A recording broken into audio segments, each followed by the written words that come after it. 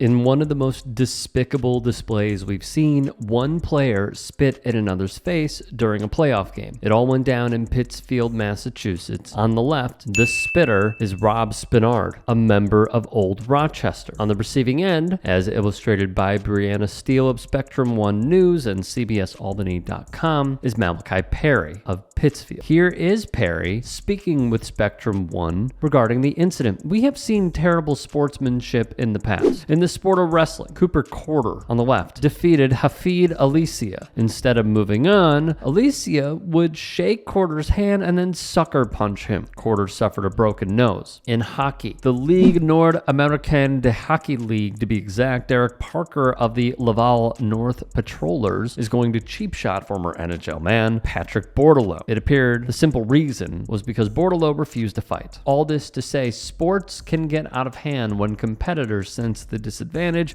or are simply losing. Via CBS 6, Perry would label the entire ordeal traumatic. In addition, he would state, "I feel confident that if I was the one that spit at a white player, I would have been removed from the game and likely put in handcuffs." But unfortunately, it didn't just stop at this player hurling his saliva at an opponent. In addition to the referees not seeing Spenard spit at Perry, there were no ejections. Fans would taunt Perry and his teammates because Perry, after having spit hurled on him, retaliated via a push. He was the lone player to receive a technical foul, Sands being the only player to receive punishment at the time. PHS players were heckled and racially abused by fans. "Go back to where you came from" was overheard. Players also heard the N-word from patrons in attendance, and at least one opposing player reported the Berkshire Eagle. In a letter written by Pittsfield Superintendent Joseph Curtis and Principal Maggie Harrington Esco, they conclude the team's coach demanded Spenard be removed, but the refs refused because they only saw the shove. Afterward, Perry and others had racial epithets thrown their way by Old Rochester student section. Curtis and Harrington Esco would write further. Following the assault, the game transitioned from a high-energy athletic event to a tense and unstable environment,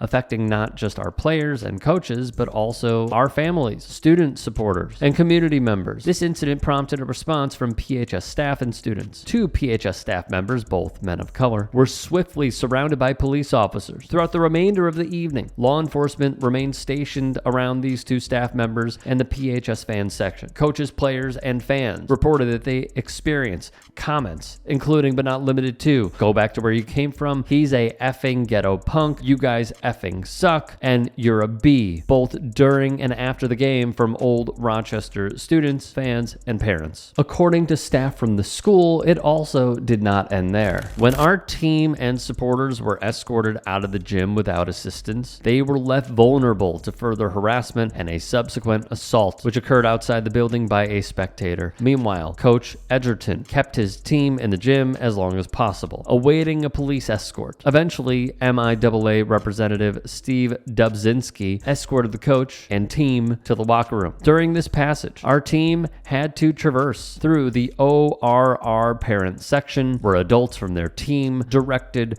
derogatory comments towards the coaches and players. Old Rochester would go on to win this game 82-72 and advance to the state final.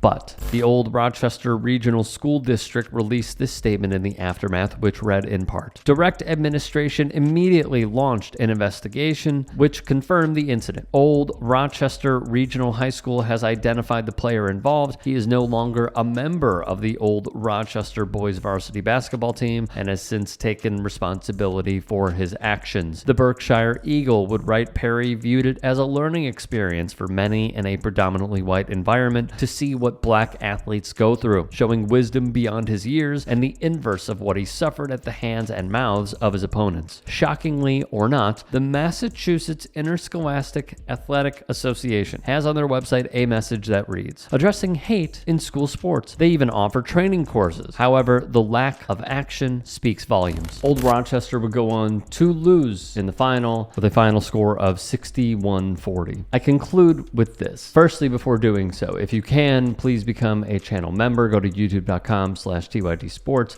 Click the join button. You can follow me on Twitter, Instagram, and TikTok. Links are in the description box below. I believe that Malachi Perry is, as I stated previously, wise beyond his years, because he is saying, look at what is happening to me. Look at what is happening to our team. How can we grow from this as a society? How can we get better from this? And there are so many dissenting voices within the community and outside of, and even members of Old Rochester that likely disagree with this approach. And to that I say, what is the correct approach? Someone has been spit on, racially abused, along with his team, and they are saying, let's use this as a stepping stone to progress and get better. And those who disagree will never come up with a reason other than showing who they truly are.